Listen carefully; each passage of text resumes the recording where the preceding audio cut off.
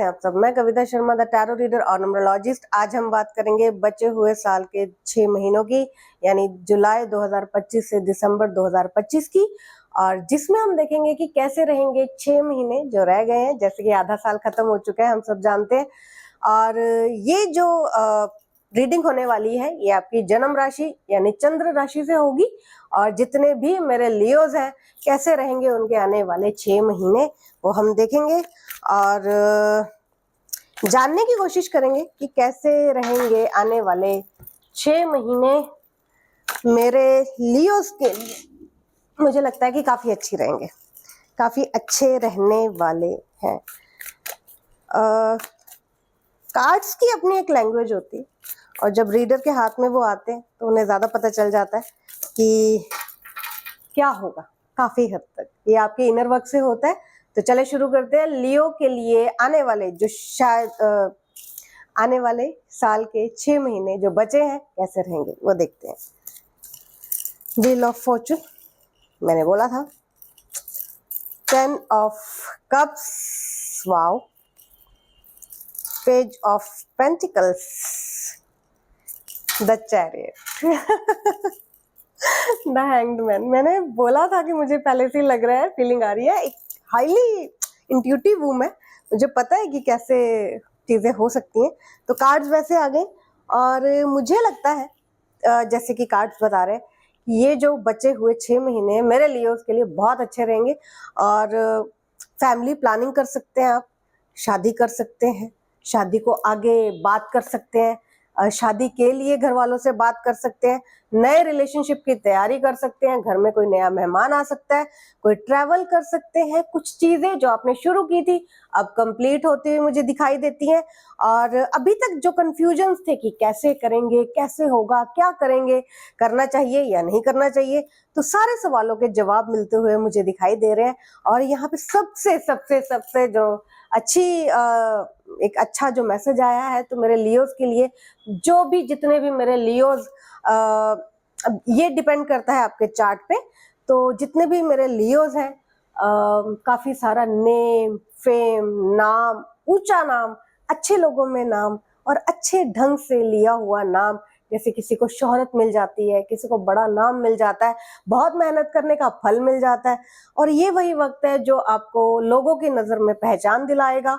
और बहुत सारे लियोज अब बाहर निकल कर आएंगे जो चुपचाप से मेहनत कर रहे थे, काम कर रहे थे, और बस अपनी मौज में लगे हुए थे। उन्हें नहीं पता था कि वो जो कर रहे हैं वो कितना सराहनीय हो सकता है।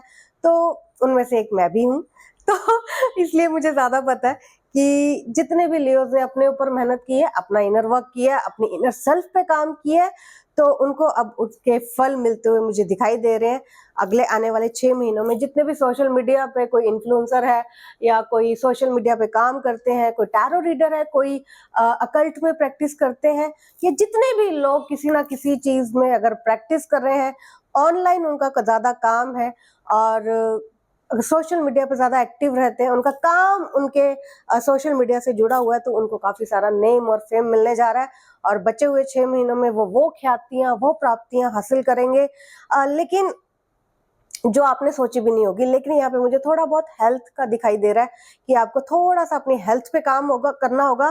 कुछ भी खाते समय ऐसा होता है कि कुछ चीजें हमारी रूटीन के खाने में ऐड होती हैं, तो वो चल जाता है क्योंकि वो आप डेली बेसिस पर डाइजेस्ट कर लेते हैं। अगर आप कुछ नया खाने का ट्राई करते हैं, कुछ नई चीजें खाने में ट्राई करते हैं, कोई आपकी जगह बदली है, कोई शहर बदला है, या कोई नए नए तरह का खाना आप खा रहे हैं या टेस्ट करने की कोशिश कर रहे हैं, या आपको खाना पड़ रहा है, लाइक नॉर्थ इंडियन अगर साउथ इंडियन में चला जाए तो उसे खाने का कितना फर्क पड़ जाता है, वो फिर भी ठीक है।